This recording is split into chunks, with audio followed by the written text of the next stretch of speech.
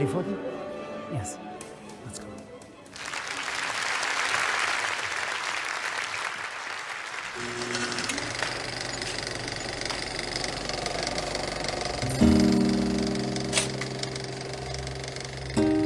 Cinema. A waterfall of motion pictures behind a concentrated kiss of light, embracing the corners of a darkened room, begging to grasp a captivated audience, clutching at our very eyes and souls. More than 30 years later, two guys thought of me. They remembered that kid. And they gave me an opportunity to try again.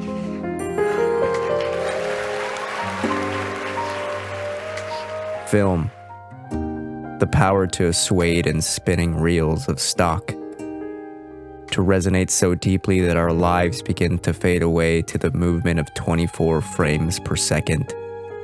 To cut within us feelings of immense tragedy, of overwhelming passion, of unforgettable joy, of the very essence of humanity.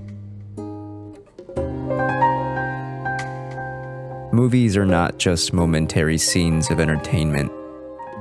We come before the silver screen to celebrate these explorers of the captivating artistry, the pioneers of motion picture, the behind-the-camera crews of sets, style, and composition, the reciters of resonant prose,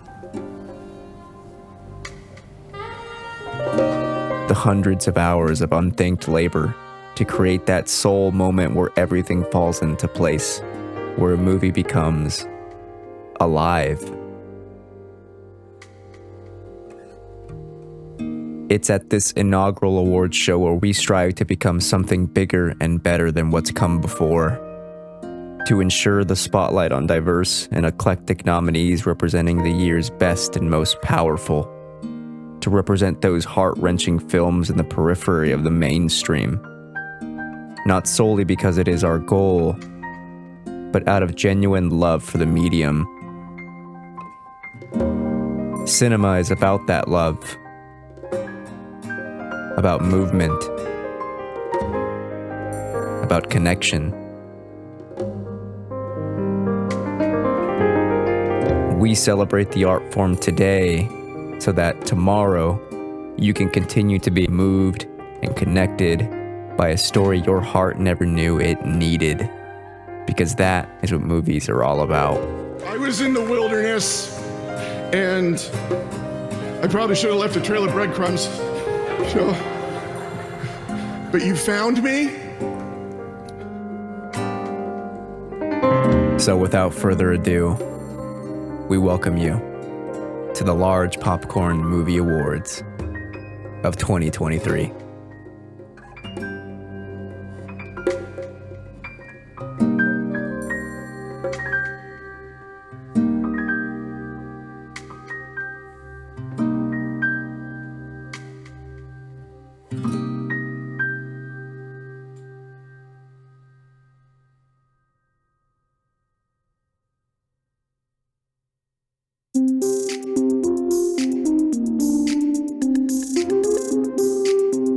You're now listening to Large Popcorn.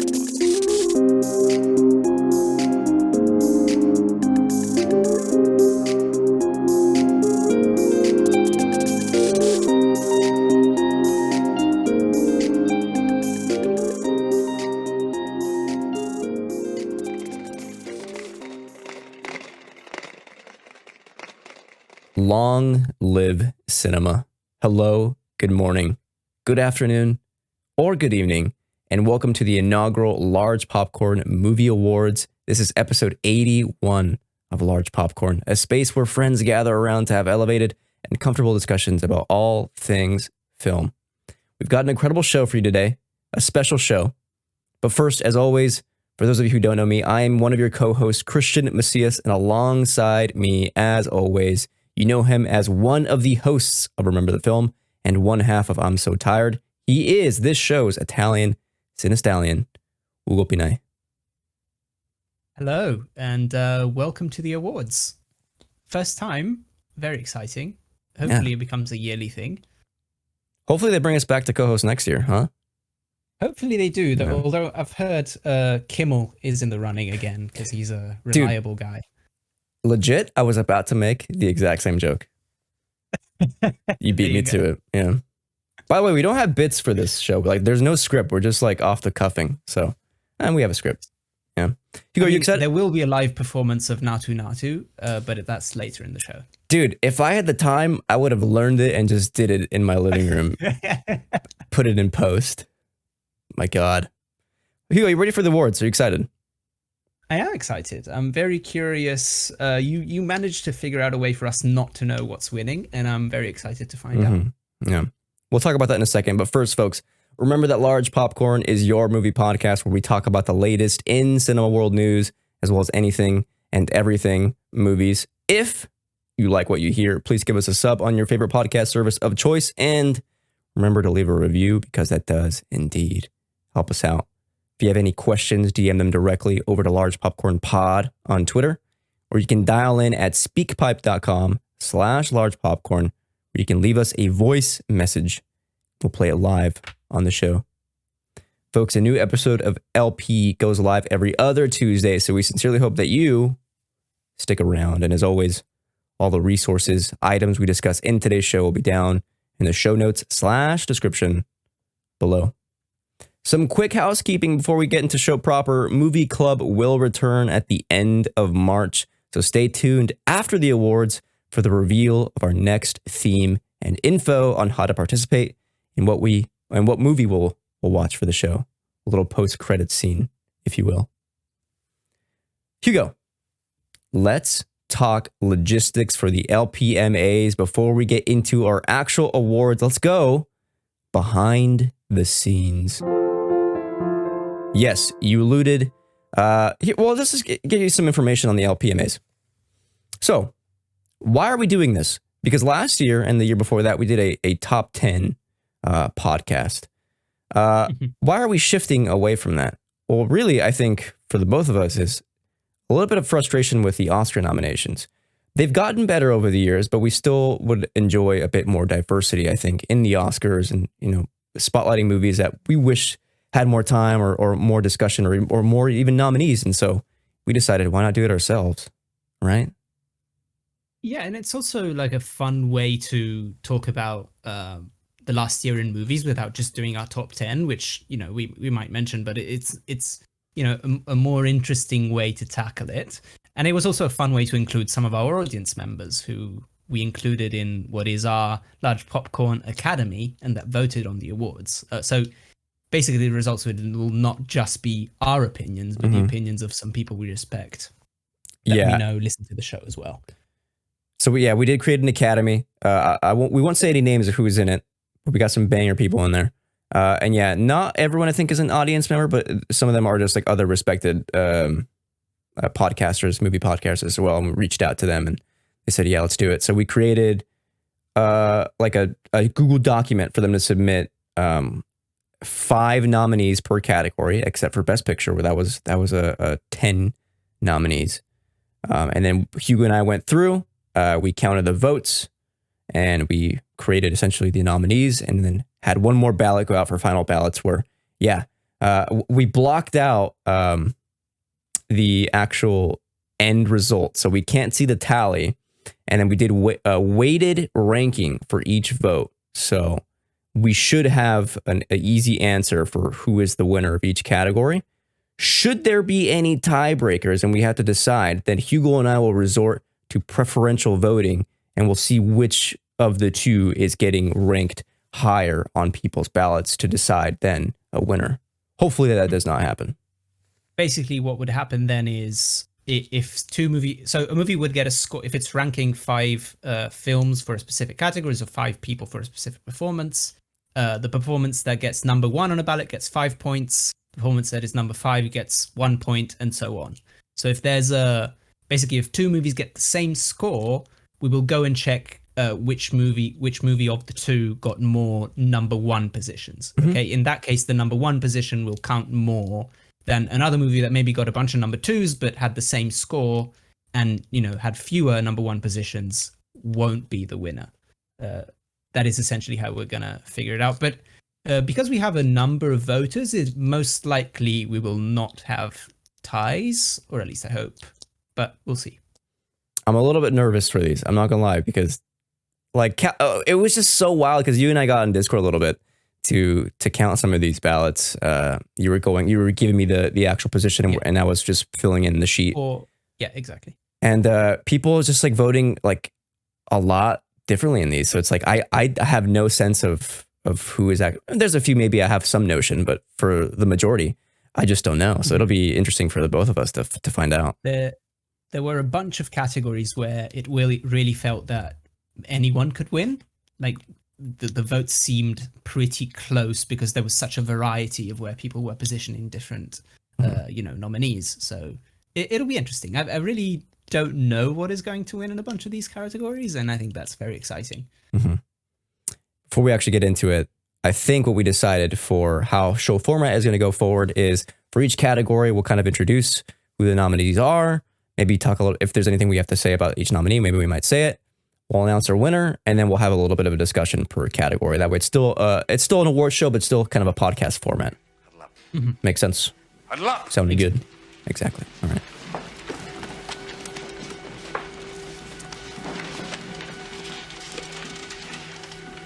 We don't read and write poetry because it's cute. We read and write poetry because we are members of the human race. And the human race is filled with passion.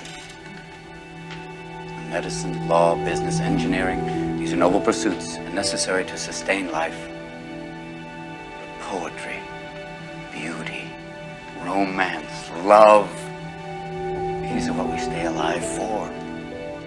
To quote from Whitman, "O me, O life of the questions of these recurring, of the endless trains of the faithless, of cities filled with the foolish, what good amid these, O me, O life?" Answer, that you are here, that life exists and identity, that the powerful play goes on and you may contribute a verse. That the powerful play goes on and you may contribute a verse.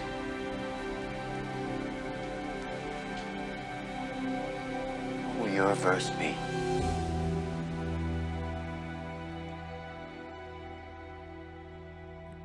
So then, without further ado, should we present our first award now? Yes. Then, presenting the Large Popcorn Movie Awards.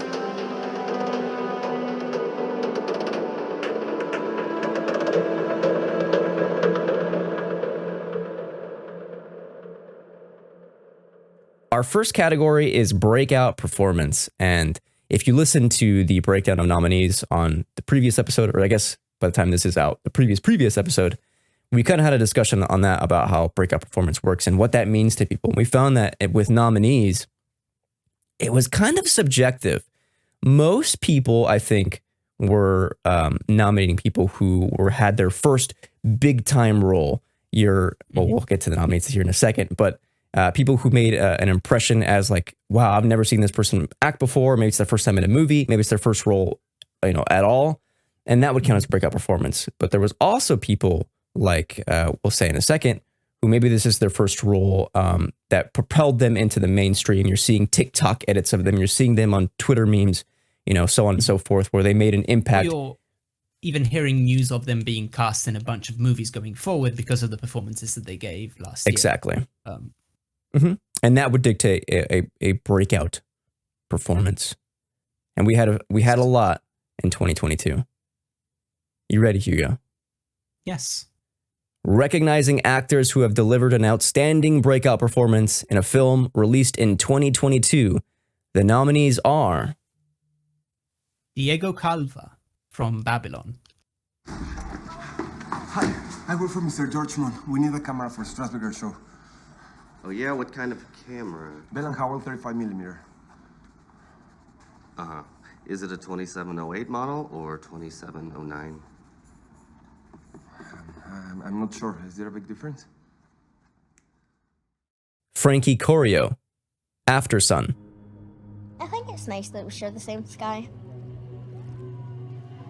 What do you mean? Well, like, sometimes at playtime, I look up to the sky, and if I can see the sun, then I think about the fact that we can both see the sun, so even though we're not actually in the same place and we're not actually together, we kind of are in a way, you know? Like, we're both underneath the same sky, so kind of together. Gabrielle Labelle from The Fablemans. I have my head examined. Am I supposed to feel bad now about all that shit we did to you? Do you feel bad? That's none of your goddamn business. Because you should feel bad. All right, that's why you did it. You want me to feel like I wanted you to be nice to me for 5 minutes. Or I did it to make my movie better. I don't know why. You are the biggest jerk I've ever met. In my entire life, I have a monkey at home that's smarter than you! You dumb, anti-Semitic asshole! I made you look like you could fly. Mia Goth from Pearl. Bomb life may be it for you, but it sure ain't for me. I'm special. Mama's gonna feel real stupid when she finds out, won't she? And Stephanie Shu from Everything Everywhere All at Once. Everything. All my hopes and dreams, my old report cards, every breed of dog, every last personal ad on Craigslist. Sesame, poppy seed, salt. And it collapsed in on itself. Because you see, when you really put everything on a bagel, it becomes this. Come on. Come on, Evelyn. The truth. What is the truth? Nothing matters. And the winner is Stephanie Shu. Everything, Everywhere, All at Once. Yes. That's awesome. Close vote, but man, yeah, well deserved. Fantastic. Stephanie was awesome, dude, in Everything Everywhere All at Once. Without her, that movie would not work, in my opinion. No, she's outside of arguably, you know, obviously Michelle Yeoh and Ke Huy Quan are the two quote unquote main characters throughout the movie in sense of that they are more the point of view characters of the movie, but her presence on the screen was so strong, and anytime she was in a scene, she was magnetic, and I really think the movie hinges on her.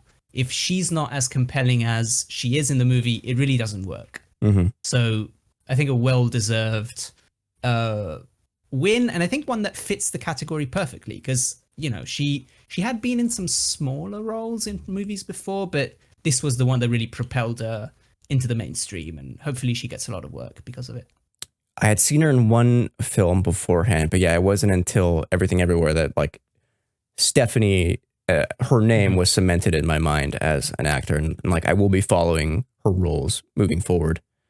Shout out to everyone who gave love to Frankie Corio, who was my personal favorite. I think it would be interesting if we gave our top maybe answers, you and I, for each category. And Frankie Corio was my number one pick, who I absolutely adored in After Sun. I think everyone should watch that as well.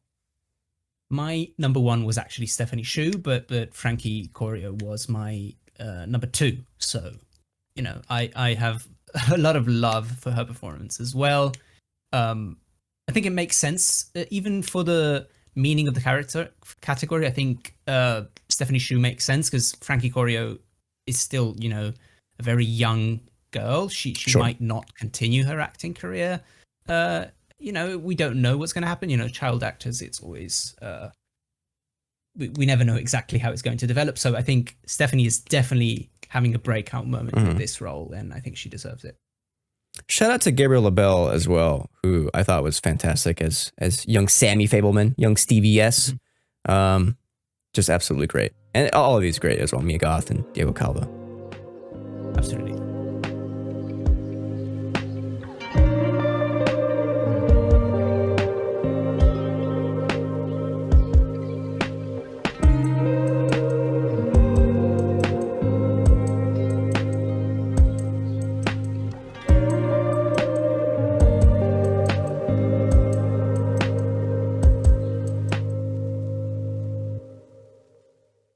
moving on.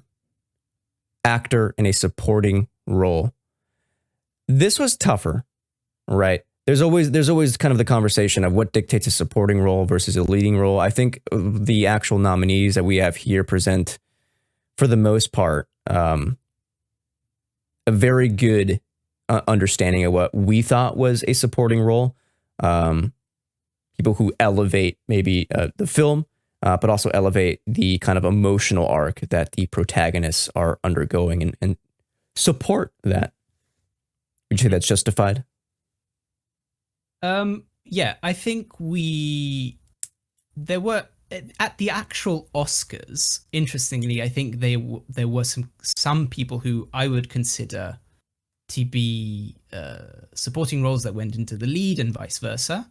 But that always happens. Like, for example, Michelle Williams in particular was positioned as a leading performance, and she, in my opinion, isn't a lead at all in The Fabelmans, but she ultimately got a nomination for that movie, and maybe she could have got a win if she was in supporting. But that's how the weird politics of Oscar campaigning work.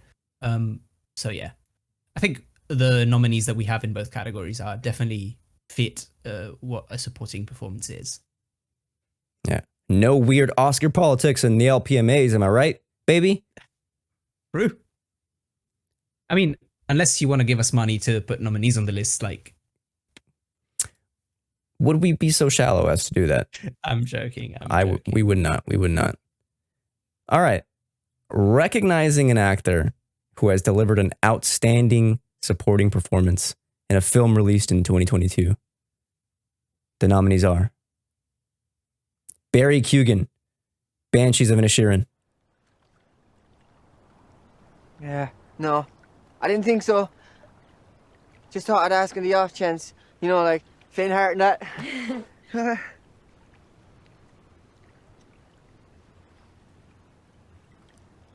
Oh, there goes that dream.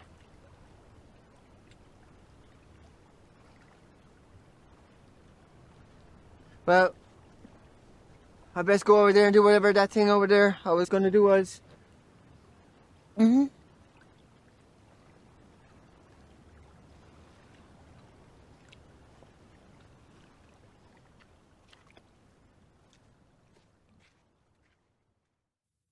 Brendan Gleeson from the Banshees of Inisherin. But you didn't say anything to me. You didn't do anything to me. Well, that's what I was thinking, like. I just don't like you no more.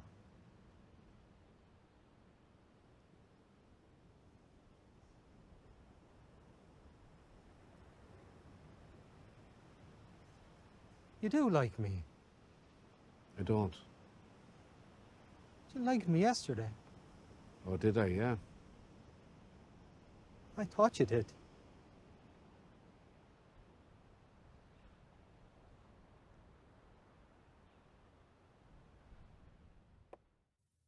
Edward Norton from Glass Onion. Some may be helpful, some may misdirect. That's for you to determine. But if anyone can name the killer, tell me how they achieved the murder, and most importantly, what was the motive, that person wins our game. Any questions? Wait, what do we win? What do you mean? What do you want? He Hui Kwan from Everything Everywhere All at Once.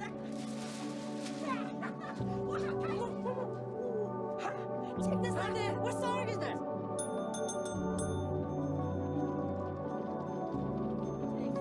Thank you for coming. That's very funny. That's it. Yeah. 尽管你一家让我心碎，我想告诉你，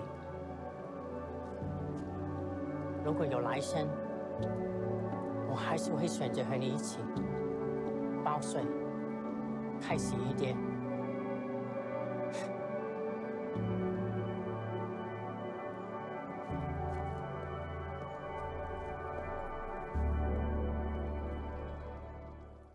Paul Dano, The Fabelmans. Escape to nowhere. We're shooting all weekend, Shooting Dad. next weekend. We got like 40 guys coming to be in the movie. I'll work on all the camping stuff on Monday. I'm asking you to do this now for your mom. Yeah, and I said that I will, just not tomorrow. Don't be selfish. She just lost her mother. That's more important than your hobby. Dad, can you stop calling it a hobby? It'll cheer her up. Watching this, it's something we Her can do. mom just died.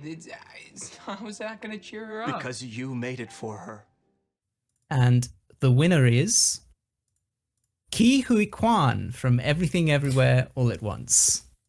Thank God, dude. I am in love with the return of Ke. I cannot get enough pictures of him, taking pictures with other actors, videos of him discussing his return. Like, in my opinion, this is so well deserved.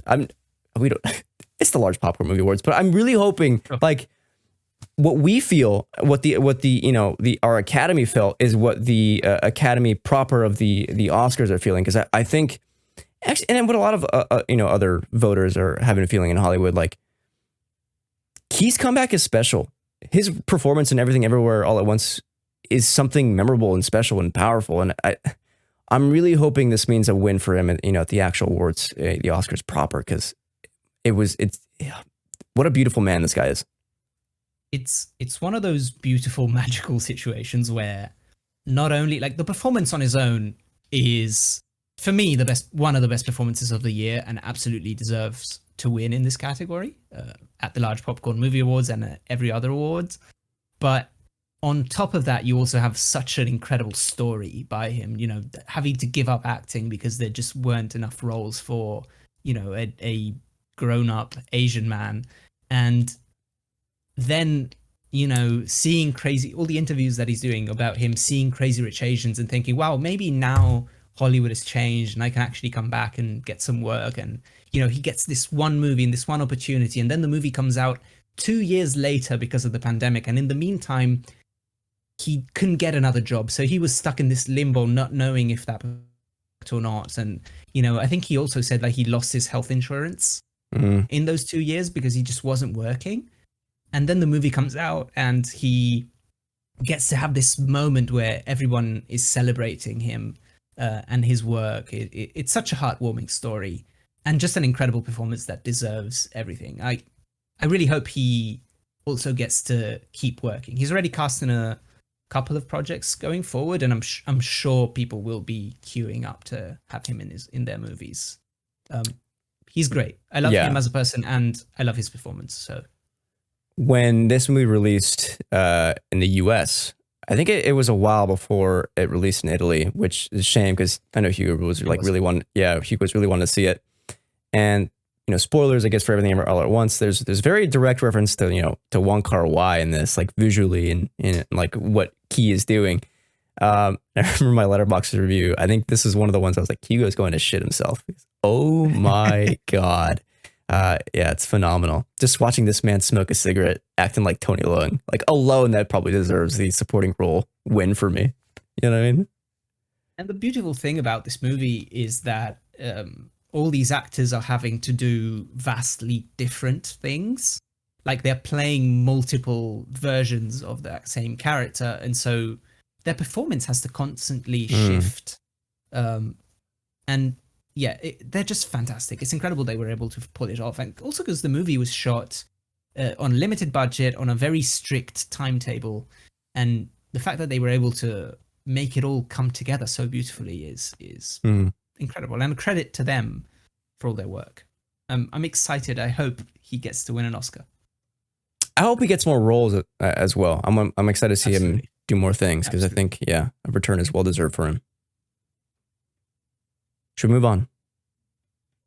Do you want to mention somebody else in the category? Just give a shout out. Yeah, Barry Keoghan, I think for me was the standout of Banshees for me. I know Brendan is probably more of that supporting role, the ideal, but Barry, I think, left for me such an impression with how limited his actual time was in the movie and kind of the consequences of his role without spoiling the actual film. I thought was very, very moving, and I thought, like, not to say I related to his character, but he resonated with me a lot, and he's kind of like the core memory, if you will, of the standout of Banshees for me. I thought he was fantastic.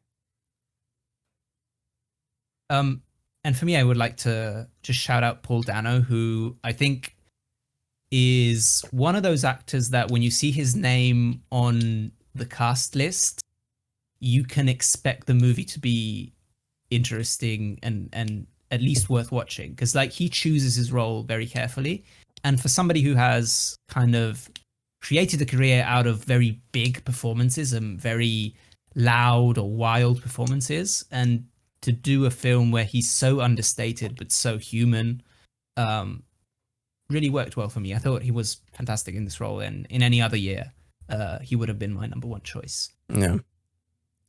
Peeling back the curtain here a little bit. Paul Dano was almost in here twice. Yes, we had a lot of he votes almost for made Paul it for Dano in the other Batman. role. Yeah. Moving on. Actress in a supporting role. Of course, we've been talking here behind the scenes about kind of the logistics between actor and actress in an ever shifting world where gender is in fact very much fluid, right? And I think this is the same for both categories. And we ultimately had conversations where we decided, if we were to combine these into a single, non-binary actor in a actor period in a supporting role, we run into the issue where maybe you have more people voting for men because logistically women are not given the same opportunities in the industry as men are, and you run the risk of the nominees essentially going towards more towards men, or even ballots or the win going more towards men. It's unfortunately just an issue of, because there aren't equal opportunities for people of different genders, then it becomes impossible to celebrate them in the same category, because people who get fewer opportunities would automatically be at a disadvantage. In the case of the large popcorn movie awards, where it's a smaller pool of people, I don't expect that we would have had nominations where it was like, 8 men and a few women. I don't think that would have happened. Like, I trust the people that we selected to vote on these awards to be mindful of that, and to also watch a wide variety of films where women do get opportunities, people who might not identify as either gender get opportunities, trans people get opportunities. But for just the logistics of how Hollywood works, it is an unfortunate truth that this is still a valuable way of separating and celebrating a wider variety of people. Also, we get to have 2 winners for each category, and that's always good. Yes. So without further ado then, recognizing an actress who has delivered an outstanding supporting performance in a film released in 2022, the nominees are Angela Bassett from Black Panther, Wakanda Forever. For Wakanda. Where is her treacherous husband now? But in a place where she can visit if she wished. Mine! It's with the ancestors! I am queen of the most powerful nation in the world, and my entire family is gone! Have I not given everything? Dolly De Leon from Triangle of Sadness. There's 1.7 million workers all over the world, Filipino workers all over the world. So I felt like they would see themselves while watching the film, and I wanted to make sure that I would do right by them and, do justice to them, because they've done so much for the country and so much for their families. To be able to give a voice to their plight, I felt that was very important, because there are unsung heroes. That's one thing that really drew me to the character, that she'd be able to inspire Filipinos and other people who are, who feel that they're at a disadvantage in this world. Jamie Lee Curtis from Everything Everywhere All at Once. What did my silly husband say to you? He told me about your situation. I remembered when my husband served me papers. I drove his Kia Forte through my neighbor's kitchen. Huh. You know what I say? It's called unlovable bitches like us. Make the world go round. Carrie Condon, The Banshees of Inisherin. What are you doing home? Brother, What are you doing home? I knocked on Colm's sonny Larry, who's just sitting there. Sitting there doing what? Sitting there doing nothing. Smoking. Was he asleep? He was smoking, Siobhan. How do you smoke in your sleep, like? Have you been rowing? We haven't been round. I don't think we've been round. Have we been round?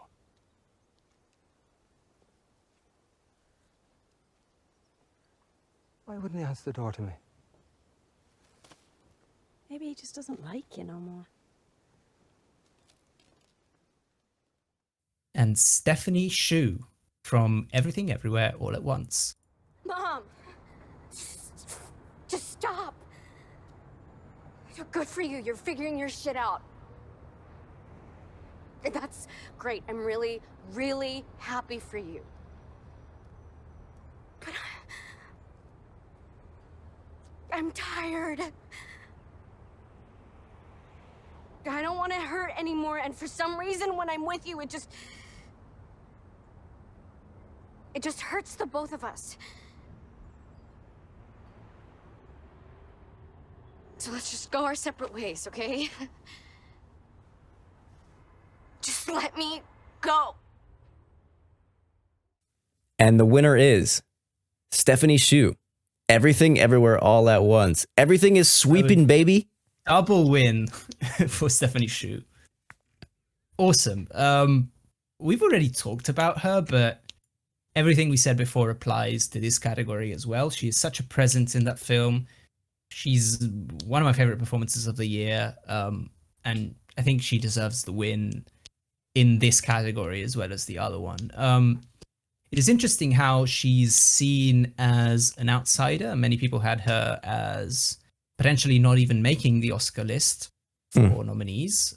She's kind of ranked as 5th most likely to win at the moment. But yeah, so maybe it's because she doesn't have a storied career. She's somebody who, as we said, who is breaking out right now, that maybe she isn't being considered higher by the Academy themselves and by the other award. But I'm glad that we were able to celebrate her, and I wish her all the best. I hope she actually does win, and even though she probably won't, but even if she doesn't, I hope this means that she gets to keep working, as we said before, and get more roles. She's winning in our hearts, Hugo. Let me do the Oscars thing. This is the 3rd win for Everything Everywhere All at Once, and the 2nd win for Stephanie Shu tonight. I'm telling you, so far, Everything Everywhere is sweeping. It is sweeping pretty much. Yeah, we've done 3 awards, and everything has won. Yeah. All right. So they've won in everything that they were nominated for. It really is Everything Everywhere, ain't it, folks? Who was your number 2 on this category? If Stephanie was your first, I'm not sure actually. Oh, we're gonna reveal, huh? Behind the curtain here. My number 2 was Carrie Condon. I thought Carrie was absolutely brilliant. By far my favorite. Like, Barry's a close second, but Carrie was by far like my favorite role in Banshees. She is like one of the huge emotional cruxes for me. I feel the same actually. I felt watching Banshees that my only thing with the movie that I didn't fully relate to the 2 main characters, and Kerry was the one that I was able to more grasp onto on an emotional level in that movie. And so, yeah, I completely agree. She was my number 2 as well. Just a fantastic performance. Absolutely. Oh, so yours as well, number 2 for this category. Yep. Look at us, huh? Yeah. 2 like-minded souls, kindred spirits, thousands of miles away.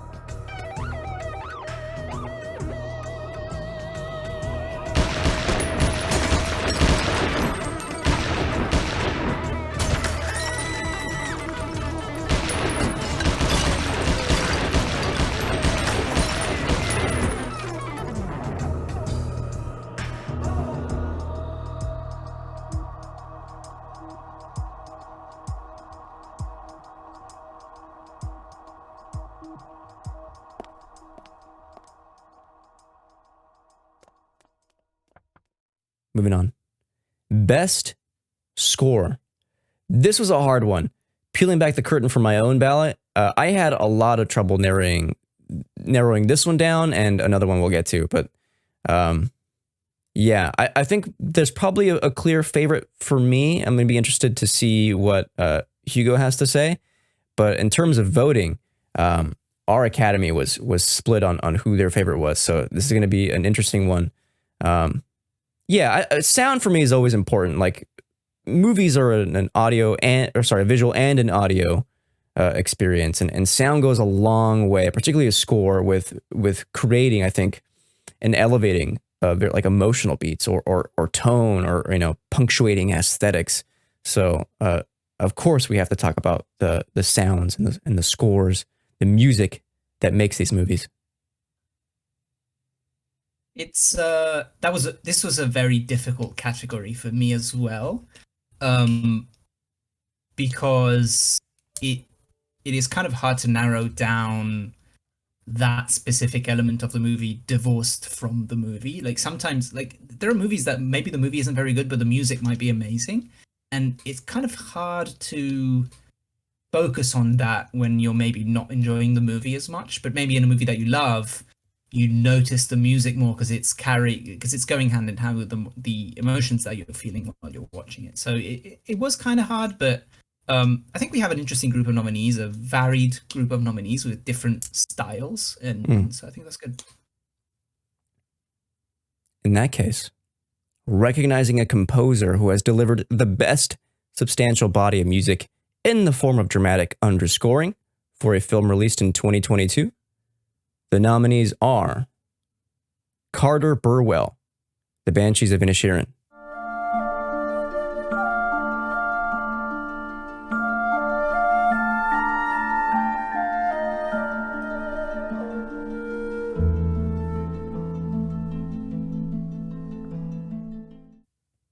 John Williams, The Fablemans;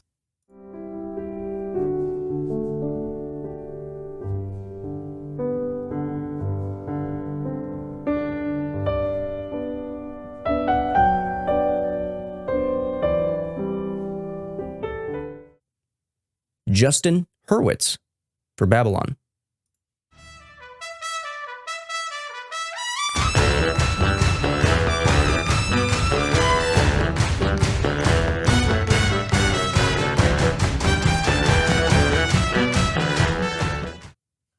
Michael Giacchino for The Batman;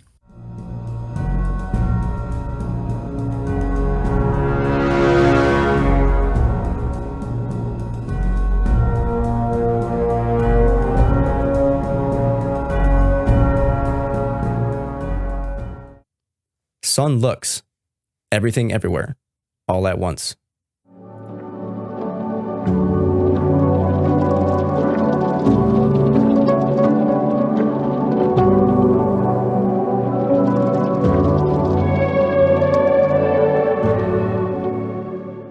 and the winner is Michael Giacchino for The Batman. We did it. The Oscars wouldn't What a do legend. it, but we did. All right, we made it happen. Congratulations, Michael. Mr. Giacchino. Mr. Giacchino. Are you kidding me, man, with this score? It's so good.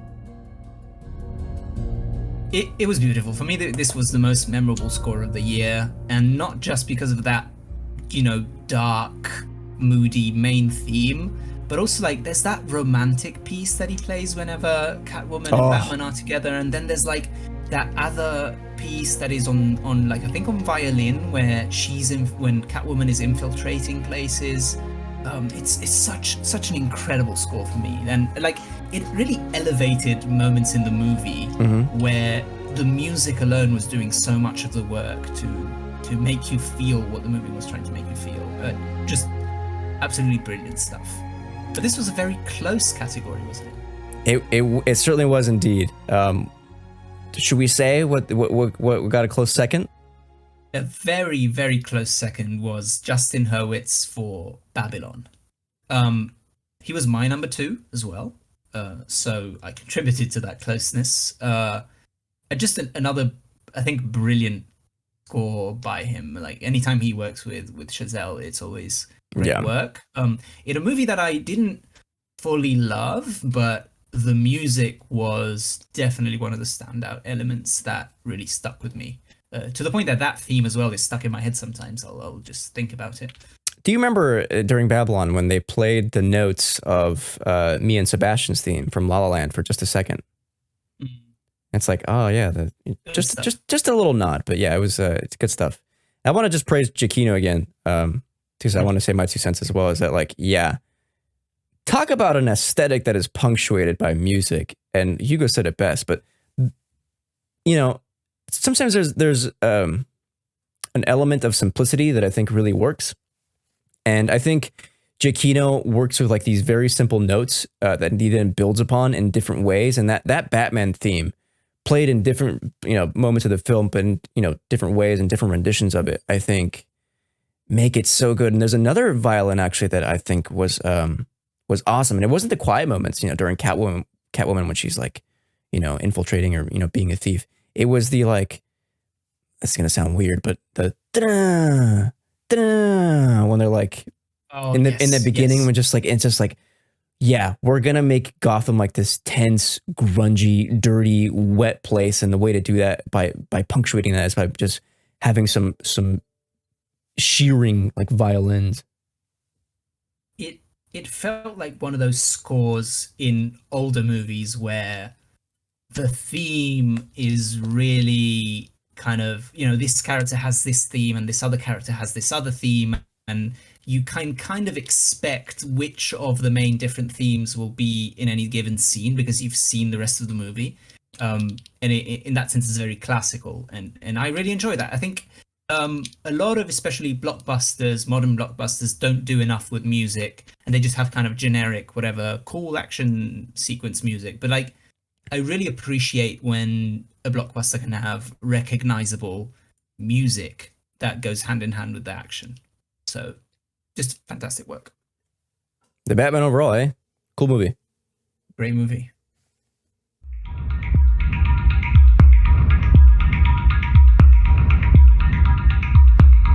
People keep asking if I'm back, and I haven't really had an answer.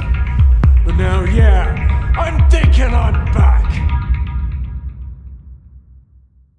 Moving on to cinematography. And this is the second one, the category that I alluded to, that my short list for cinematographers for 2022 was a list of like 10 or 11. And it was extremely difficult to decide what I'm actually going to be voting for to be on the ballot. I think a lot of them, one in particular is the one that I'm kind of be praising here to get the win. If not another, but I think what we have here for the LPMAs is a pretty good, diverse category overall, which is really what we wanted. Different kinds of styles and create, like, we have blockbusters, but we also have, international films and editing in different ways. So I'm excited to see who wins, and I'm actually a little bit scared to see who wins. I wonder who it could be. Like, this is another one where I don't think there is a clear front runner.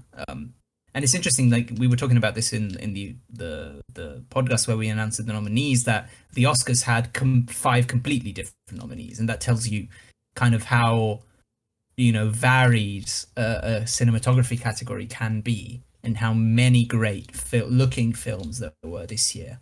So yeah, I'm very curious to see who wins. So let's reveal. Recognizing a cinematographer who has delivered outstanding artistic and technical vision in cinematography for a film released in 2022. The nominees are Claudio Miranda for Top Gun Maverick, Greg Fraser, The Batman, Jarin Blaschke for The Northman, Kim Ji-young, Decision to Leave, and Linus Sandgren for Babylon.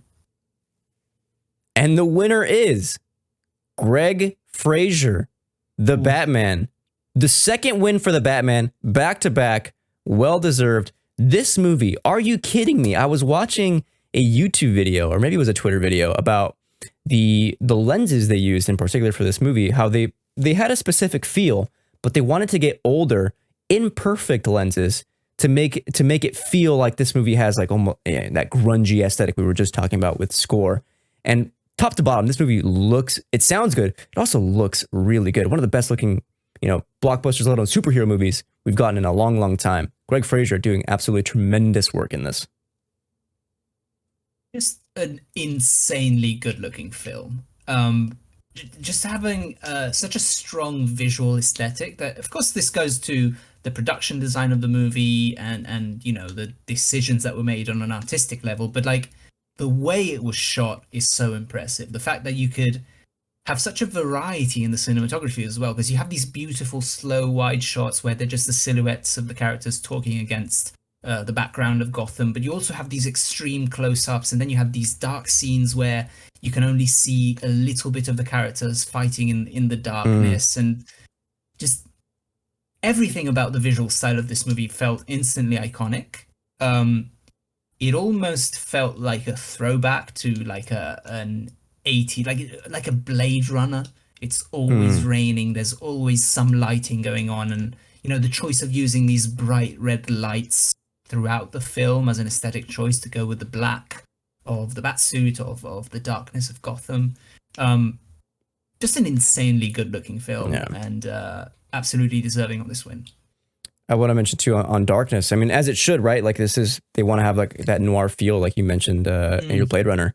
But you go to the hall when there's an action scene in a hallway late in the movie that is lit only by the prop guns firing off, which insane work. Fantastic. And then of course you have the Iceberg Lounge, the club scene where that's lit by the rave lights of the actual club.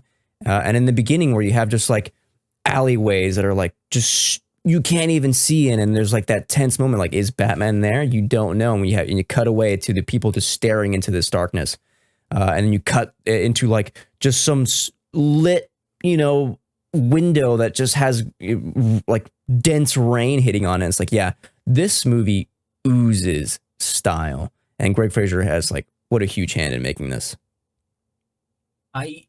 I saw this movie. This was one of the first movies was the first movie in my life that I saw on an IMAX screen, because I was in England at the time. No kidding.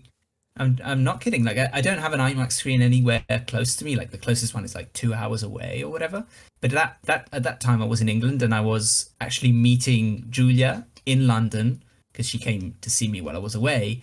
And we went to see this movie in Leicester Square in London, in the biggest screen they have. And it was like an overwhelming experience. Like everything about the film, from the music to the visuals, was just like in your face, just absolutely incredible.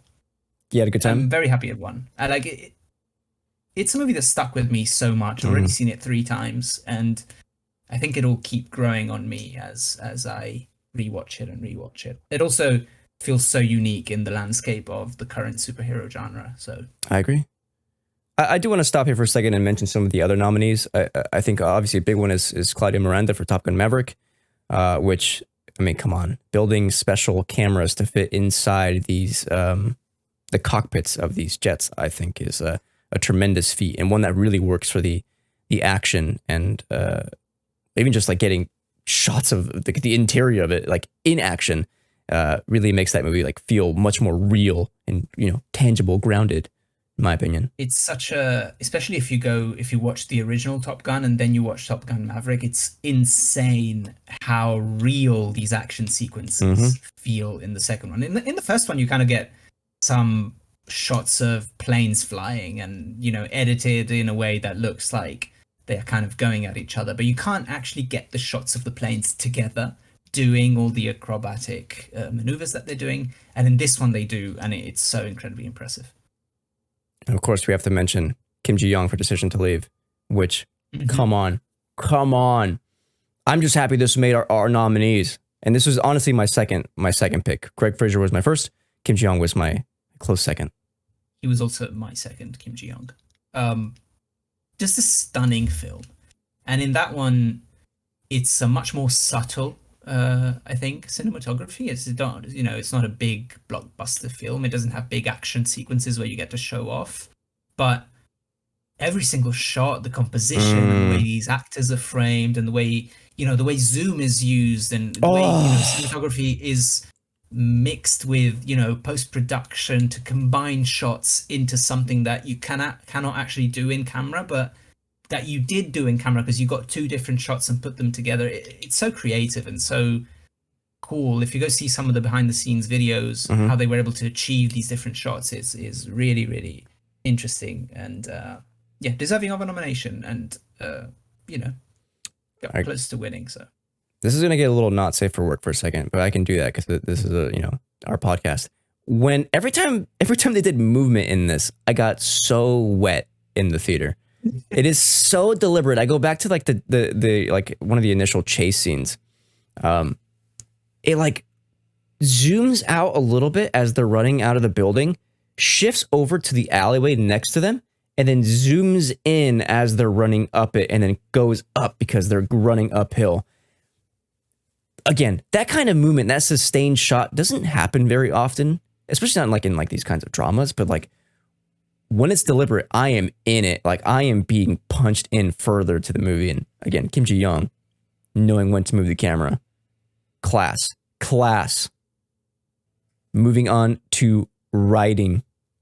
Of course, we talked a little bit before on our previous podcast about what makes strong writing.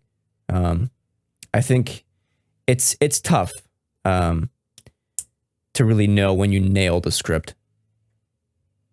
You know, there's a lot of nuance. There's have to be a lot of emotional beats. You have to make sure things are hitting, and sometimes these things don't always come together. But when they do, I think it makes for a resonant film and one that sticks with us for a long time. And I think what we have here is a strong batch of really essential writing for films released in 2022. I don't know if you agree, Hugo. Yes, I completely agree that our category has a bunch of strong nominees. Writing, another category that is sometimes difficult to notice just because sometimes the structure itself of a film can be directly on the page of the screenplay, and there's so much creativity that can just come from the page. Sometimes, you know, maybe the writing is mostly for the dialogue, and then, you know, the directors and the editors come up with an interesting structure for the film. But like, often the two things go hand in hand, and sometimes it can be difficult to exactly evaluate what was what. But yeah, I'm another category where I'm very curious to see what got the win. And logistically, for podcast sakes, we did not differentiate between adapted screenplay or original screenplay. We didn't feel like that was necessary. Just good writing is good writing, and we're going to recognize it all the same for this.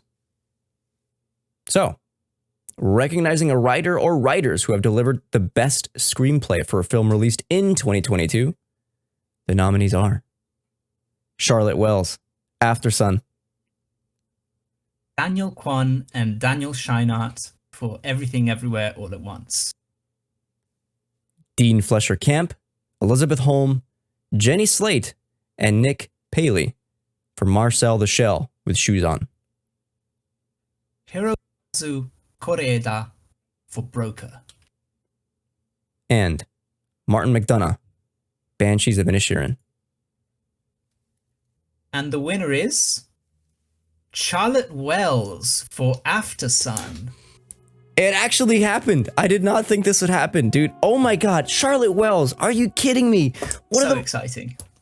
To come out, a directorial debut, to write something so personal, but so relatable, universal, and so powerful and strong.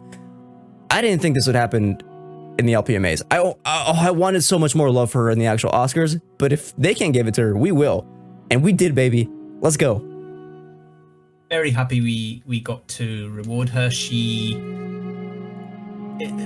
thing about the writing in After Sun is that it's so subtle because it's not really about anything. If you look at any given scene, they're just kind of talking to each other, but it's able to very subtly convey the character dynamics and the turmoil, that the internal turmoil that they're going through, and the emotions that they're feeling.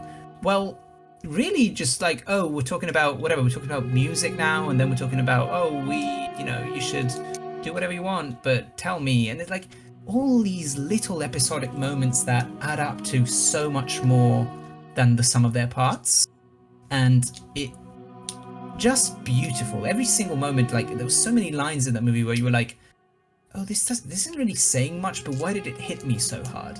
And it's because it was so well written and thought out.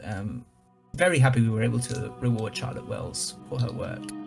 Well deserved. Yeah, I wish she got more love in the actual awards circuit. She definitely deserved it.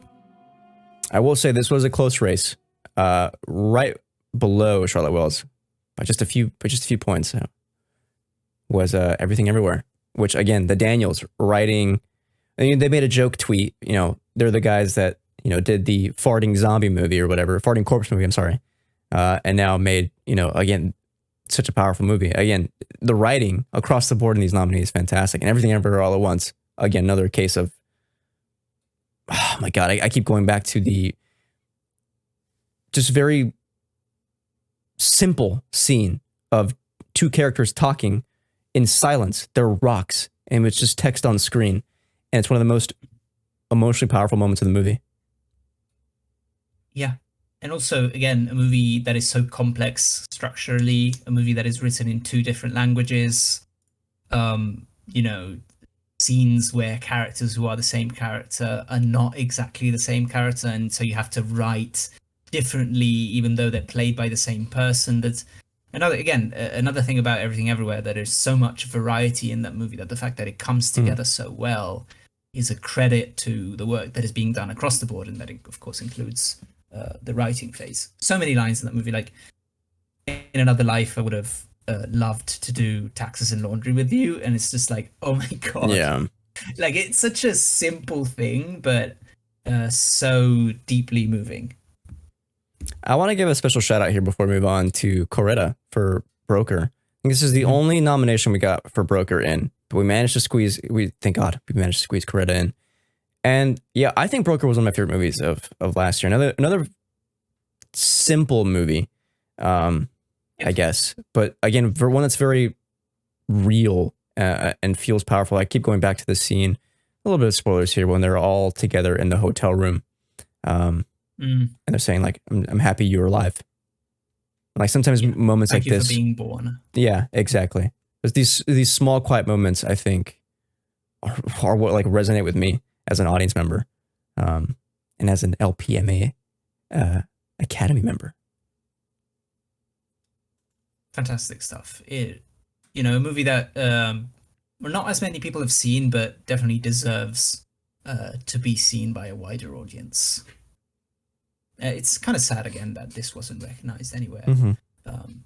Obviously, with the foreign language category, they even snubbed Decision to Leave, which was the more high profile Korean movie from this year. Sure. So this definitely didn't have a shot. Of course, the way voting works, it wouldn't even have been part of the shortlist. But like, I don't know, Korea is consistently putting out some of the best films of the year, and I'm glad we were able to recognize them. Absolutely.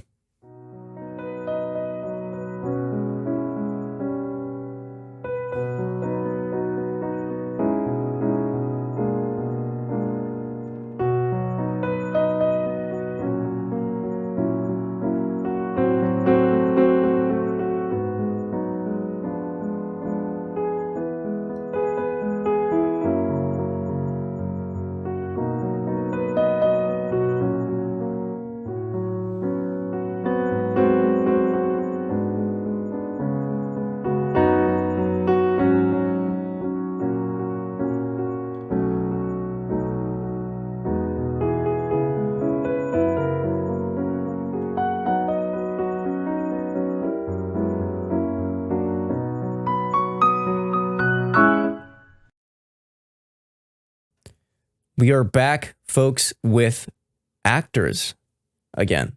This time in a leading role. What can we say? Powerful performance here from a lot of these folks in 2022. Performances that moved us, resonated with us. We love them. This is a tough one. I don't know which way this is going to go. I have a way I want it to go. That may not happen. Me too. Me too. We'll see what happens. I'm curious about this one. Mm-hmm.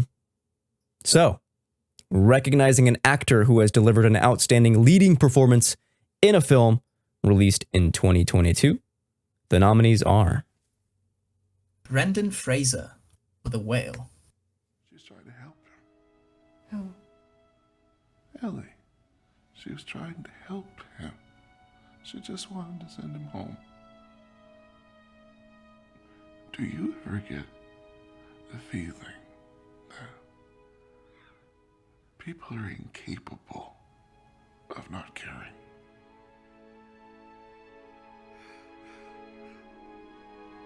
People are amazing. Colin Farrell, The Banshees of Inisherin. So you'd rather be friends with this fella, would you? Fella who beats his own son black and blue every night that he's not fiddling with him. I never told him that, Daddy. He's just drunk now. You used to be nice. Or did you never used to be? Oh, God. Maybe you never used to be.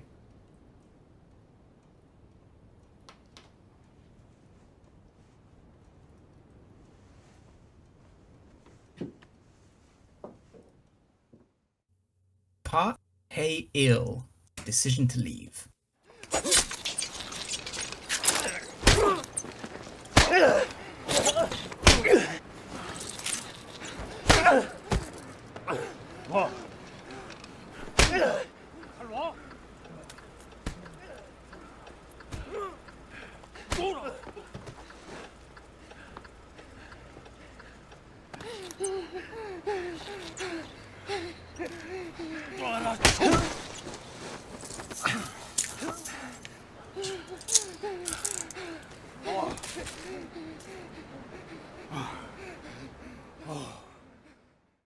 Paul Mescal, After Sun.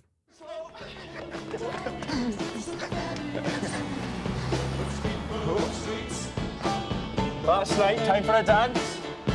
I don't dance. Sophie. I never ever dance. Okay, I'm dancing with or without you. I told you, I love to dance. Dad, stop. Which is embarrassing.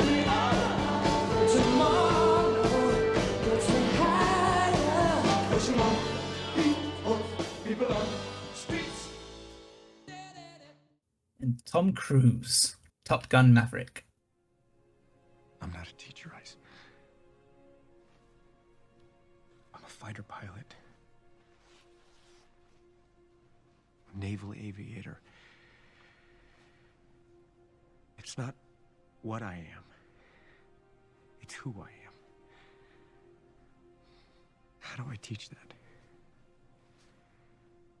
Even if I could teach it, it's not what Rooster wants. It's not what the Navy wants. That's why they canned me the last time. The only reason I'm here is you. And the winner is, very close, Colin Farrell, The Banshees of Inisherin. Wow, it was close. Banshees of Inisherin. It was so close. It was so close. 1 point, pulling back the curtain between the first and second place in this category. Colin, I mean, God, this shocked me. I was not expecting it, to be completely honest. I really wasn't expecting Colin Farrell to win. But a great performance. Like I have nothing bad to say about it. No. He was fantastic in the movie. He had a great year where he gave 3 performances that could legitimately be in contention for nominations. He was great. As I said before, I think in the writing of that movie, this wasn't the character that I fully related to. So maybe for me, I was more in tune with the performance by Kerry Condon. But obviously, Colin getting a lot of love, and our Academy members voted for him, so he won. Not a lot of people fully realize this. Was 2022 was the year of Colin Farrell. This man was working hard. Oh, yeah. I think my favorite of Colin, I mean, there was 4 movies. I saw all of them. My favorite was probably after Yang. Me too. But this is good. I mean, I keep going back to the scene in the bar here. Spoilers a little bit for Banshees. He's like, oh, you know what you are? You're not nice. It's like, oh, come on. Like, again, such simple writing, but like such effective writing. And I think, I don't know, Colin has a way of, even if it's not like a favorite performance, he's still like extremely charismatic and like demanding on screen, that I think a win for him is unsurprising here at the LPMAs. But Paul, I voted for you, man. I was ride or die with you, bro. Number 1 for me, Paul Mescal. Are you freaking kidding me? Number 1 for me as well was Paul Mescal. Probably my favorite leading male performance of the year. I can't remember exactly what I nominated, because I feel like there was somebody else who didn't make the final list that I wanted in there. Song Kang-ho was another one from Broker. He didn't get to the nomination, but I loved his performance as well. But Paul Mescal, just to come out with such a nuanced, powerful performance and playing a father. This guy's 24 and like playing such a tragic character, a father in his early 30s, and like the places that he must have had to go to get in tune with that character and to be able to deliver it on screen again with very subtle writing, like not even being able to have, sometimes a performance is enhanced because you have a big monologue at some point or something like that, and his performance doesn't have that. It's all in the actual acting, regardless of what he's actually saying. Definitely my favorite of this group, but our voters went another way, and we have to respect that. Yeah, I think just general audiences should keep an eye on Paul, because coming out and doing a TV show with normal people, just this small dramatic show, and then boom, it goes on to do like huge the TV awards, and then going from that to doing just a small dramatic indie movie with Charlotte Wells for After Sun. And here we are, like, I think he maybe won some kind of, was it the BFI or BAFTA or some kind of award, but he's getting recognition. Yeah, he's getting some recognition. And the fact that he was the only nomination that After Sun got at the Oscars obviously means that he definitely was the thing that resonated most with, at least with voters. Going from this to then being cast in Gladiator 2 of all movies, like, talk about a breakout performance, I guess. Yeah. In this regard. And he's also doing a movie with Linklater where he's going to play the same character, and the movie is going to be shot over 20 years. By the time the movie is over, Linklater will be 82 years old and or dead. It'll be him, or he won't make it. Hopefully he does, but if he doesn't, I'm sure somebody else will take over. But like, such a crazy thing for this guy to just show up on the scene feeling like a fully developed actor. Like, it feels like this guy's been working for 30 years. He's so much depth to him, and it's only his second movie. Yeah, very impressive. But our winner, Colin Farrell. Yeah, I was gonna say. Congratulations. The agenda is showing. Moving on to actress in a leading role. Of course, it's a big one. Yeah, this is a huge one. A lot riding on this one. Me personally, one with my own personal stakes again. Am I right? Hugo? Absolutely. Legit, I think before we actually get into it, this is going to be indicative, I think, a little bit of kind of the split that maybe even the Oscars Academy is undergoing, because I think there are some front runners at the Academy that I think people are kind of split on which way it's going to go. Mm-hmm. Absolutely. You had the weirdness with Andrea Riseborough at the actual Oscars in this category, where she got nominated in a surprise movie that nobody has seen. And then you had Ana de Armas making it in for a movie that most people didn't seem to really like, over actors like Viola Davis and Daniel Deadwyler, who seemed to be in line for a nomination, but didn't make it. And then our category that only has 2 people shared with the Oscars and who are most likely the front runners, and then 3 other people who the Oscars completely ignored and like who didn't really have much of a shot at the Oscars at all. So a very strong category as well. Like a lot of people that I think were deserving of a nomination in this category. And I like our nominees. I think there's a good of, backgrounds and people doing different types of performances and people from different countries. So yeah, exciting. Let's reveal, Hugo. We're recognizing an actress who has delivered an outstanding leading performance in a film released in 2022. The nominees are Kate Blanchett for Tar. The illusion is that, like you, I'm responding to the orchestra in real time, making the decision about the right moment to restart the thing or reset it or throw time out the window altogether. The reality is that right from the very beginning, I know precisely what time it is and the exact moment that you and I will arrive at our destination together. Jenny Slate, Marcel the Shell with Shoes On. Rolling. Give me some levels. Give you some levels? Like, Just like talk a little bit. Hello, my name is it's not the first time I've done that. My name is Marcel, and I'm partially a shell, as you can see on my body, but I also have shoes and a face. So I like that about myself, and I like myself, and I have a lot of other great qualities as well. That's perfect. Kiki Palmer for Nope. Oh, shit. Made her myself. No electricity. Didn't I tell you this motherfucker was gonna come up here with a non-electrical camera? Let's go, boy! Michelle Yeoh, Everything Everywhere All at Once.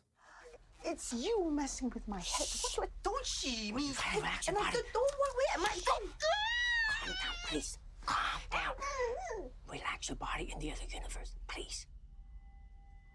Proof deduction. Going to autopilot. Place of business. You can't then deduct it if it's an off. Good. They don't know you and I are in this universe yet, so hopefully I'll have some time to explain. I'm not your husband, and he's not the one you know. I'm another version of him from another life path, another universe. I'm here because we need your help. Very busy today. No time to help you. And Tang Wei for Decision to Leave.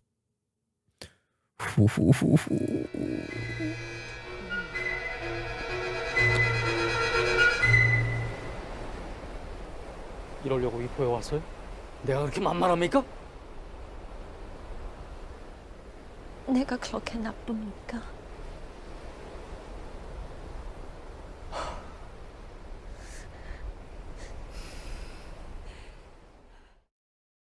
And the winner is Michelle Yeoh, Everything Everywhere All at Once. Hell yeah. There's a god. I'm happy about this one. There's a movie god at least. Yeah. Well, God, what to even say about this? This was probably my favorite performance of the year by anyone. She does everything in this movie. She gets to be so many different characters at once. She's kind of almost channeling her whole career into one role and adding on top of that the dimension of this working class immigrant mother that the Daniels wrote for her. And it's just deeply moving, deeply deserving of being recognized. The Oscars will make a huge mistake, in my opinion, if they don't reward her.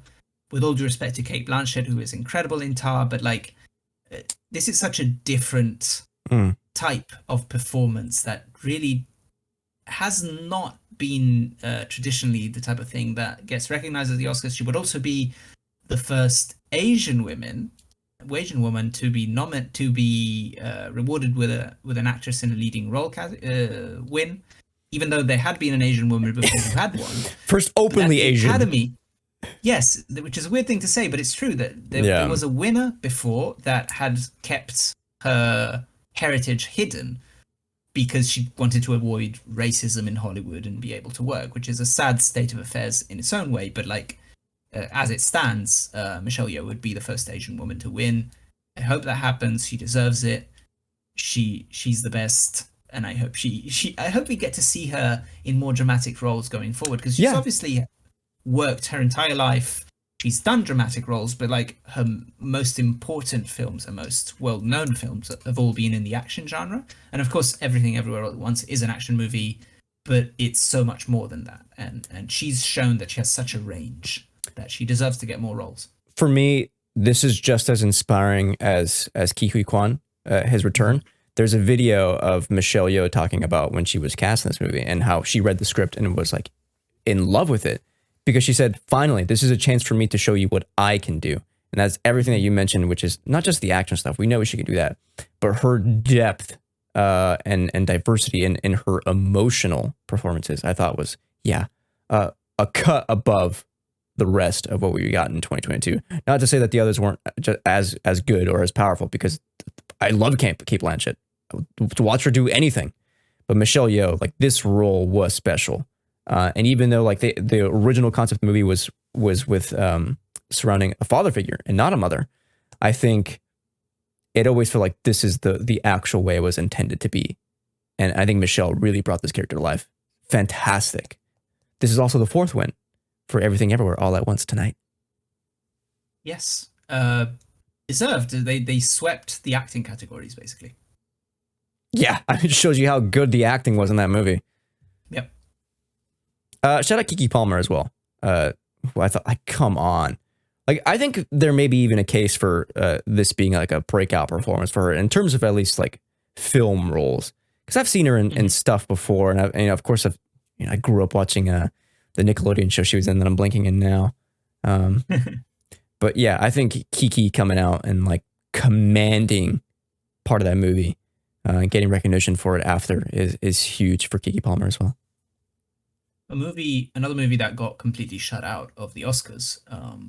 And yeah, glad we were able to give it a nomination. I actually wish it could have got a cinematography nomination, but didn't get it. But it still another film that I think deserves to be seen again, and I think will be reevaluated over the years, even though it was kind of ignored during the awards season for the most part.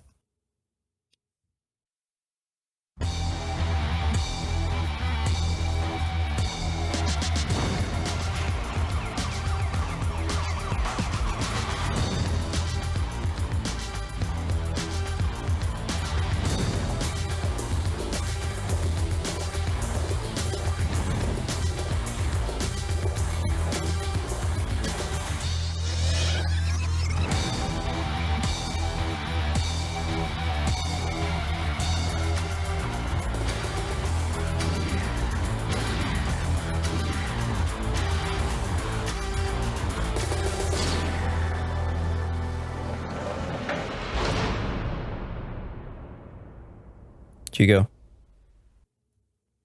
Our final 2 categories. Directing. The big ones. The vision. Oh my God, the vision, man. Without directors, what are movies anyway? You know what I mean? The creativity, the artistic vision to do something different, to have something feel the way they feel.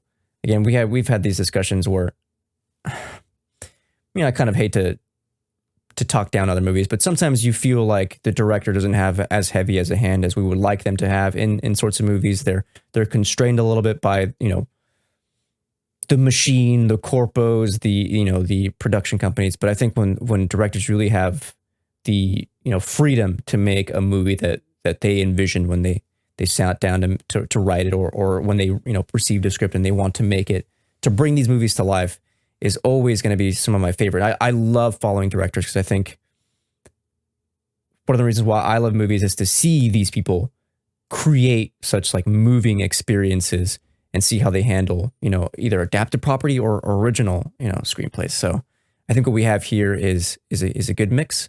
And I think actually these are all original screenplays, if I'm not mistaken. So very excited. And it's interesting to note that I think making a film is such an enormous endeavor, and so many people work on it, and there's so much work in the background.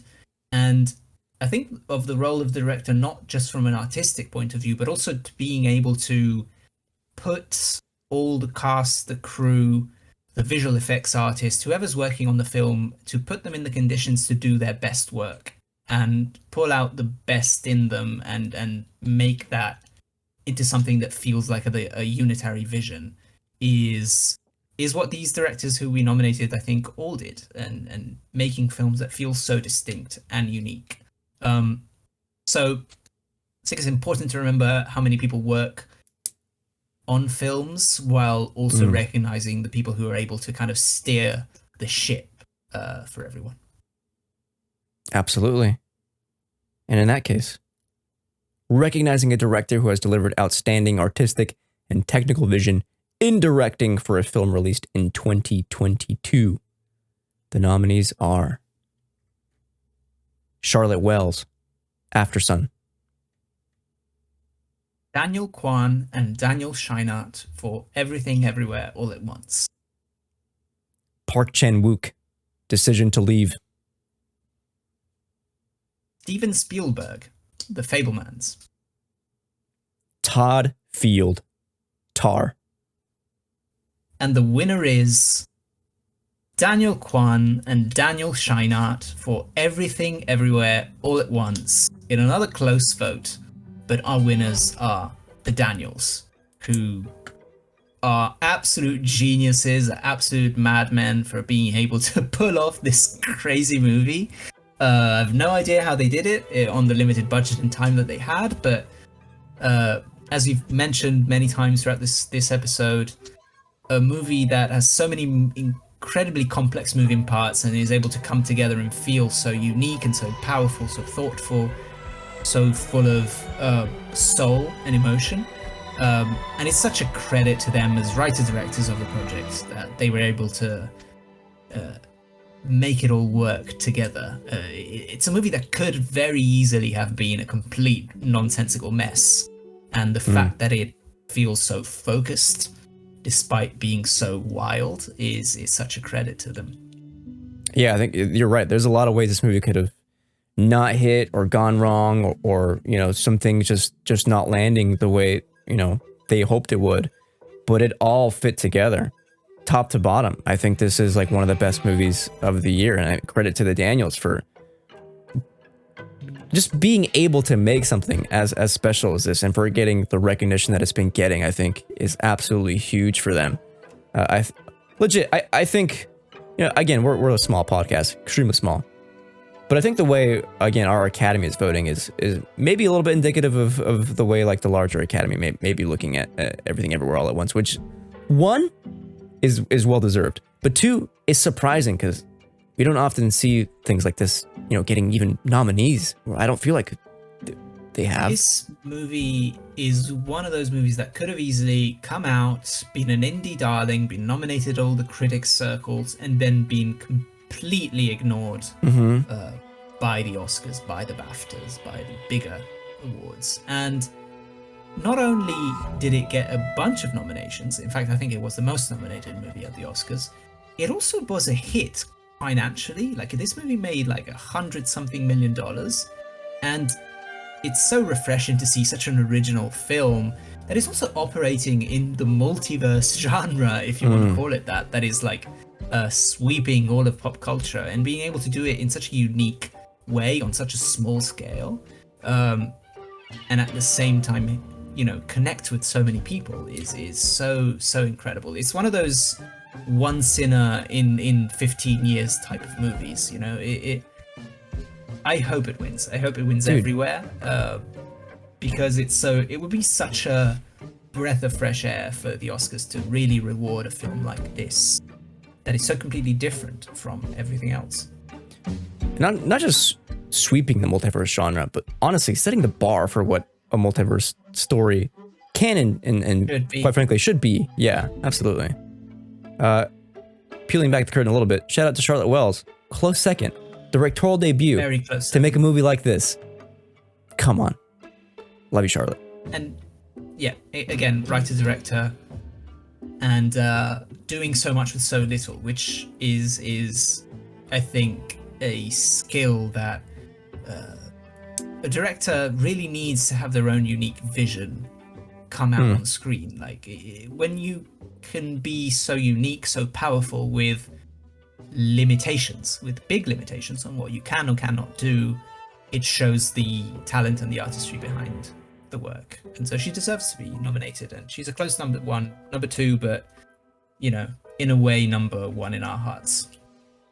All these movies are number 1 in our hearts. We don't have favorites. Actually, yes, we do. Another big shout out though. Park Chan-wook. He was my number 1. I will peel back the curtain and say that. Daniels was my number 2. Charlotte Wells was my number 3.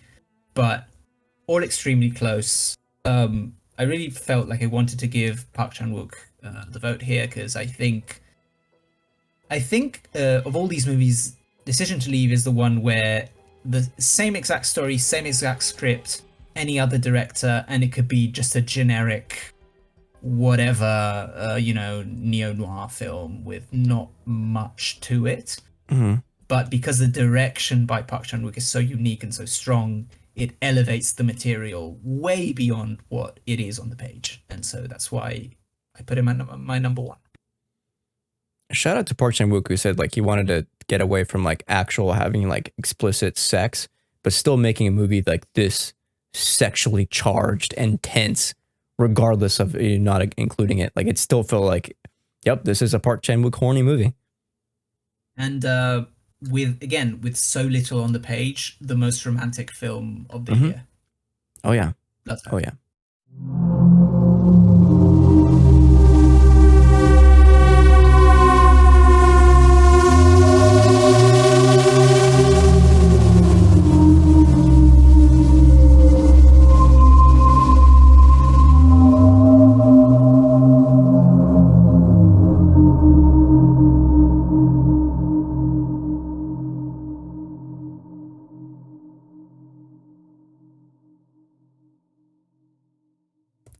Before we hand out our final award of the show, I'd like to take a moment to reflect on our favorite movies of 2022 and share our personal lists of the top films of last year.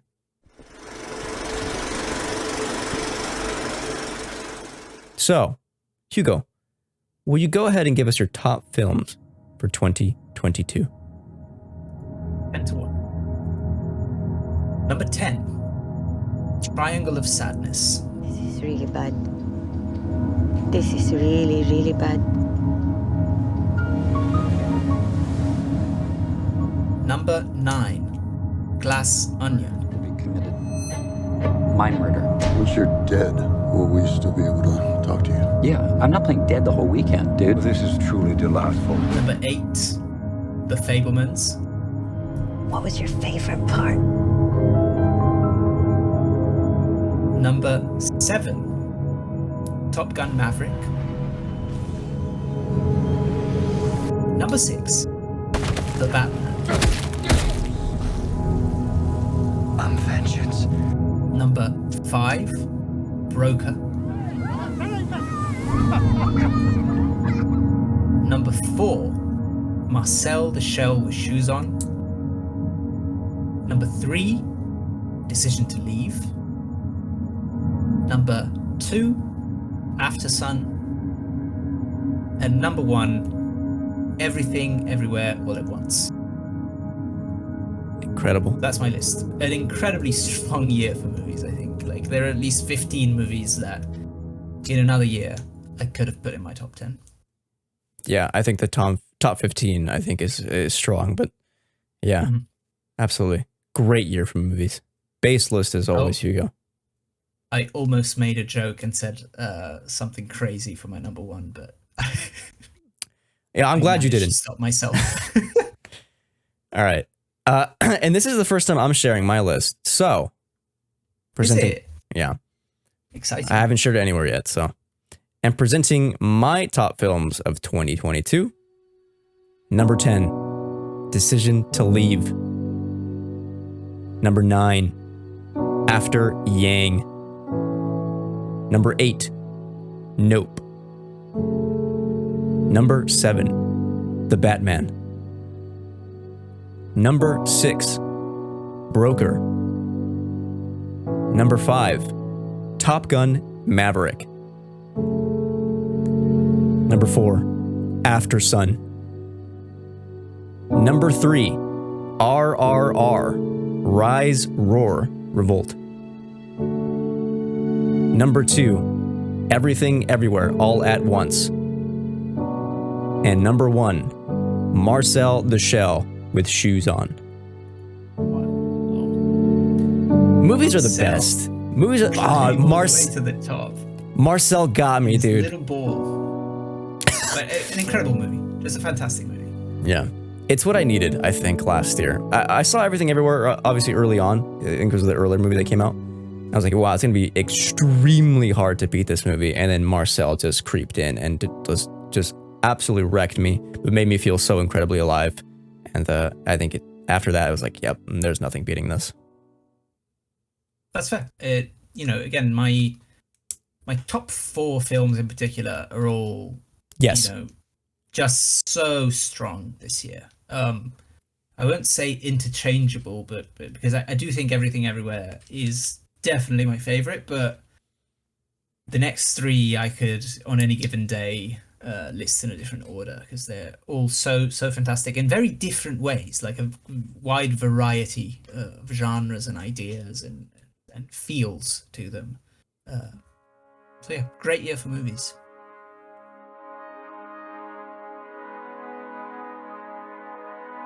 Great year for movies indeed, and that is a perfect segue into our Best Picture category. Again, some of these I think on here maybe not have been in our top 10, but they were in a lot of people's, and that speaks to, I guess, really the quality of movies that came out in 2022. Maybe perhaps there's a little bit of a side effect with COVID, maybe pushing these dates back, but last year was tremendously good. And I think stacked. I think the wide variety of movies that are making it into people's top 10 is like, yes, I can absolutely see why that would make it. It may not be my personal favorites for top 10, but absolutely, like, again, the quality of movies, just incredible. Great time to be a movie fan. Sure. It was just a really impressive year across the board in every genre, at every budget point as well. Like the blockbusters this year were really good. The small indie movies about 2 characters or a little shell with shoes were really good. The mid-budget detective movies were fantastic. Even the semi-autobiographical films this year were incredible. So just a fantastic year in such wide variety and yeah, just as you said, a good time to be a movie fan, despite the industry being all over the place sometimes. The actual releases that we're getting, still really, really good. The big one, folks. Recognizing the combined efforts of directing, acting, writing, scoring, as well as the collective efforts of a film crew in delivering a remarkable film released in 2022. The nominees are After Sun, The Banshees of Inisherin, The Batman, Decision to Leave, Everything Everywhere All at Once, The Fabelmans, Marcel the Shell with Shoes On, RRR, Top Gun Maverick, and Tar.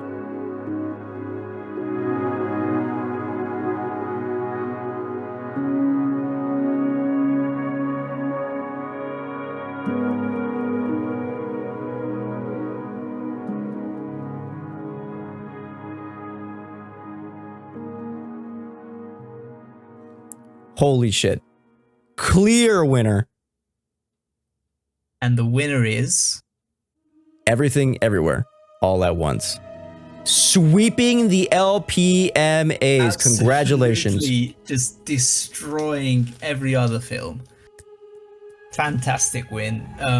We've said so much about this movie. And it all comes together. It won Best Director. It won all the acting awards it was nominated for. And it ended up with Best Picture. So obviously everyone in our academy absolutely loved the movie. It was my number one. I'm not sure if it was yours. I think it wasn't because you set out your top 10 right a few seconds ago. But regardless, a movie that absolutely deserves to win. So unique. Just, I think, a microcosm of what movies can be, in the sense that with a limited budget, it manages to be a thrilling, action sci-fi film while at the same time maintaining, the spirit of an indie family drama and comedy. So creative, so visually inventive, so emotionally resonant, and also kind of an important story that hasn't been told as much, and that they were able to tell in such a unique way. So well deserved. Love this movie. Yeah. Very happy it won. And think about like the consequences of I mean, that sounds wrong, but like think about the effect that this movie will now have for, I would say, just like larger like opportunities for like, let alone Asian Americans, but other, minorities in the industry. I think this movie is going to knock down a lot of these barriers, post release of it. And, as we're approaching like the award season, so to speak, I think this is going to be huge. So like think this cultural impact, I think is massive for EEAAO. The amount of impact that this movie has had is kind of unprecedented for a movie like this. It's such a, like, it feels like, remember in 2015, for example, when Mad Max Fury Road was out, and everyone was so impressed by the filmmaking and the action and all the themes of the movie, but that was a movie with $150 million budget. And this film feels like it's having a similar type of impact while being a smaller production that was shot over 27 days or a few months or whatever it was. A movie where a security guard jumps over an office cubicle with his pants down and sits on a dildo, like being as emotionally resonant as it is. Like so he can get his kung fu powers. And then at one point, Stephanie Shu beats up other security guards with dildos. Is like, and at the same time, it's like the most emotionally powerful and thematically rich movie of the year, which is incredible. I'm going to reveal something about the way I voted in this category. This is okay. For the most part, I think I was voting in line with my actual letterboxd ranking of the top films. But there's a little bit of a favoritism bias the way I sort my actual LB ranking. For voting in Best Picture, I threw that a little bit out the window. My number one vote was actually After Sun. I think Charlotte Wells deserved a higher final vote for me. I think that movie just really touched me. The more I think about it, the stronger it grows in my heart. So, and After Sun, our second ranked film, tallying all the votes. So, Everything Everywhere was a clear winner. There was kind of a big distance between number one and two, but After Sun still having a good showing at number two, and Marcel the Shell at number three, very close between Marcel and After Sun. So, three movies we loved. And three movies that represent different styles of filmmaking.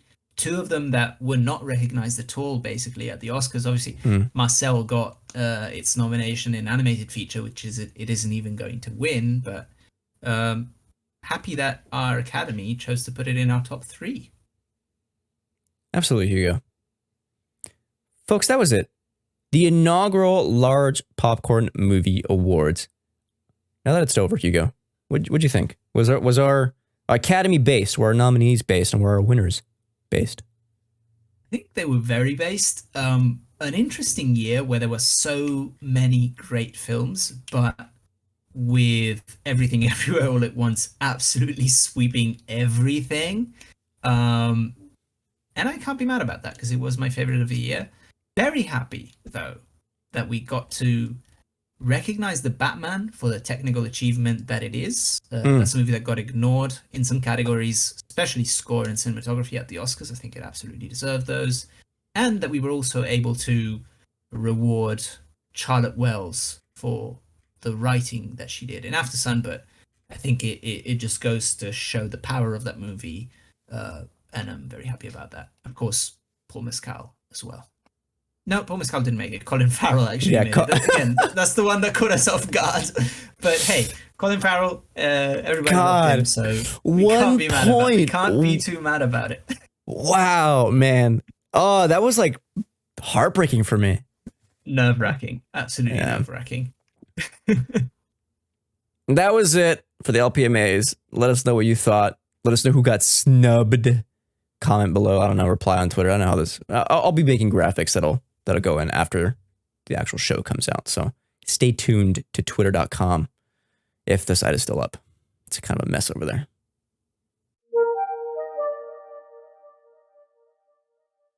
Let's move on. Of course, this is the post-credit scene.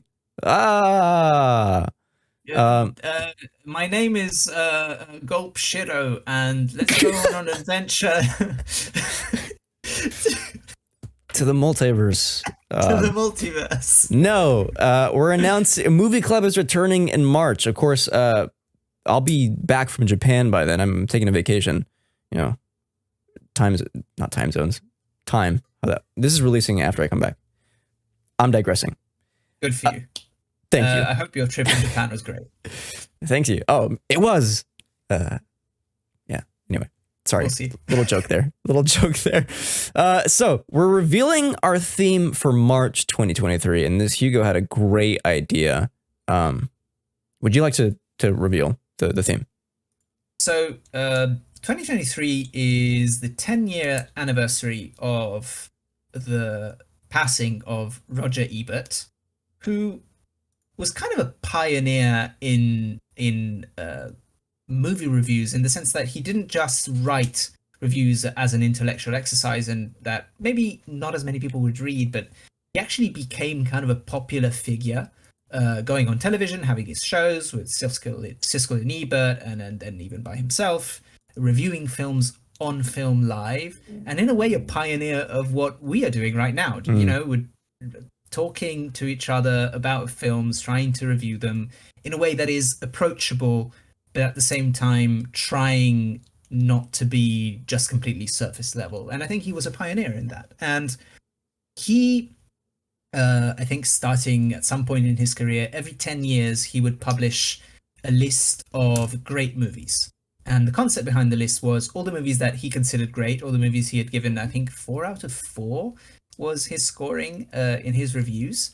And the purpose of the list was for people to be able to discover new films. He would say, I think it was in the description of the list, that the biggest gift that somebody can give to another film lover is to show them a film that they hadn't seen and they fall in love with, that they hadn't heard of. And this was his attempt at doing that for his audience.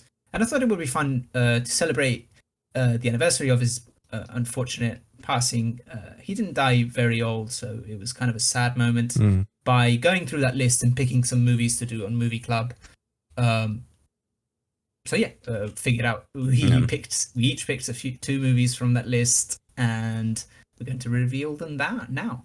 What is your first option? Oh, sorry. By the way, his list was fantastic, and there's a couple that I wanted to put in there, but I realized that you had already seen some of them. So instead, what I did is I just like put them higher on my priority watch list to make sure I'm actually watching movies, because I've been a little bit busy this year, so I've been kind of slacking my movie game. But I'm looking forward to getting back here as we approach spring. And I think the movies that I chose from my short list are some good ones. And I think I narrowed it down to, I think, the 2 that I want to pick. But for sure, I do have a specific one that I know for a fact I want to throw into the mix. You ready? Am I going first? Yeah, go ahead. This is part of the 3 Colors trilogy. Oh. And I've never seen any of them. And I chose Red. This is, of course, directed by Kieslowski. And yeah, I think you haven't seen Red. I haven't seen it. This is like mandatory watching, I think, as film kind of enjoyers, enthusiasts, film watchers, any of the 3 Colors trilogy. And I want to start with what people laud as one of the best. So Red. Great pick. Definitely a great pick. A movie that I have been meaning to watch. Haven't got. I have seen Blue of the Three Colors trilogy, but never went back to complete it. So maybe this will be the chance to do that. The way I approached it is I wanted to, because the spirit of the list is to give suggestions to other people. I wanted to do both. So I wanted to first pick a movie from the list that I really like that I have seen, and then pick a movie from the list that I haven't seen, so take a suggestion from Roger Ebert. And as far as the movie that I have seen, and it's a movie that I've seen a few years ago, really loved, and I've been wanting to revisit. It's kind of a bigger profile film, I guess, than what we usually pick, but I wanted to go with the Coen brothers' The Big Lebowski. Whoa. Whoa. Yeah, told you, a major one. A film that I haven't seen in a few years. I would love to revisit and see if it holds up. So that's my first option. I have an ongoing list on Letterboxd called the Mile High Club. These are all the movies that I watch on planes, and Big Lebowski, one of them. Interesting. I actually have a similar. Okay, the way you worded your kind of decision making for this is actually what I kind of had in mind, but didn't actually vocalize, I guess, or realize I was doing this. Which is take a suggestion from Mr. Ebert. And I think, yeah, this cemented what my second pick should be, which is one that I think I have not heard about. A couple of people have watched for my friends list on Letterboxd, but you haven't, and I don't think it's even on your watch list. This is 1989, directed by Jim Jarmusch, Mystery Train. Mystery Train. I've actually haven't heard of this Jim Jarmusch movie. I've seen a few. I've heard of other ones, but not this one. So an interesting pick. I can read the description real quick. In Memphis, Tennessee, over the course of a single night, the Arcade Hotel, run by an eccentric night clerk and a clueless bellboy, is visited by a young Japanese couple traveling in search of the roots of rock. And there's also it goes on, but it's essentially. There you go. Yeah. Second pick. And for me, the second pick that I wanted to pick something that I hadn't seen before, 1974, John Cassavetes directing A Woman Under the Influence. If you haven't heard of this movie, the little spiel on Letterboxd is Mabel Longhetti, desperate and lonely, is married to a Los Angeles municipal construction worker, Nick. Increasingly unstable, especially in the company of others, she craves happiness, but her extremely volatile behavior convinces Nick that she poses a danger to their family. And then it goes on. That's the basic premise of the film. So 4 interesting picks. We'll see what wins. Kind of excited for anything out of these. Yeah. So just as a reminder, here are 4 options for next month's theme of Roger Ebert's list of great movies. Or I should say March's theme. The Big Lebowski, A Woman Under the Influence, 3 Colors, Red, and Mystery Train. Remember to keep an eye on our Twitter later to vote for this month's film for our movie club. Exciting. Very exciting. And let us know what you felt about our winners and losers and snubs and all of that at the awards. Absolutely. That's going to do it for the show. Folks, we hope you enjoyed today's episode. Remember to give us a sub to stay up to date with all our cinema thoughts here on Large Popcorn. Until next time, thank you, Ryan Johnson. Long live Chloe Zhao. In Denis, we trust. Oh, no smart aleck thing to say, huh? No, I didn't have one this time. Okay, that's fine. Bye, everyone. Bye.